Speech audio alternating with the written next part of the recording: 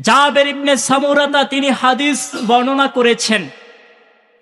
ওয়া আন জাবের ইবনে সামুরাতা রাদিয়াল্লাহু তাআলা আনহু قال জাবের ইবনে সামুরাতা তিনি বলেন, রাআইতু রাসূলুল্লাহ সাল্লাল্লাহু আলাইহি ওয়াসাল্লাম ফি লাইলাতিল ইদহিয়ান। জাবের ইবনে সামুরা বলেন, আমি একবার জ্যোৎস্না রাতে বের হলাম। কোন রাতে বের হয়েছে? জ্যোৎস্না রাত। তিনি বলেন, আমি জ্যোৎস্না রাতে বের হওয়ার পরে আল্লাহর হাবিব সাল্লাল্লাহু আলাইহি ওয়া আলিহি ওয়াসাল্লামের চেহারার দিকে তাকালাম।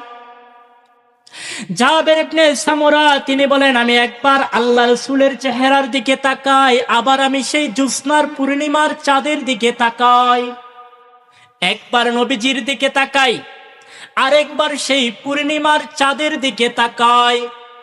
জাবের তিনি বলেন, আমি তাকাইতে তাকাইতে একবার আমি সিদ্ধান্তে উপনীত হয়ে গেলাম যে ফাইদা হুয়া ইন্দি আহসানু মিনাল কামার, বরং আমার নবীজির চেহারা সেই পূর্ণিমার চাঁদের চাইতেও আরো সুন্দর।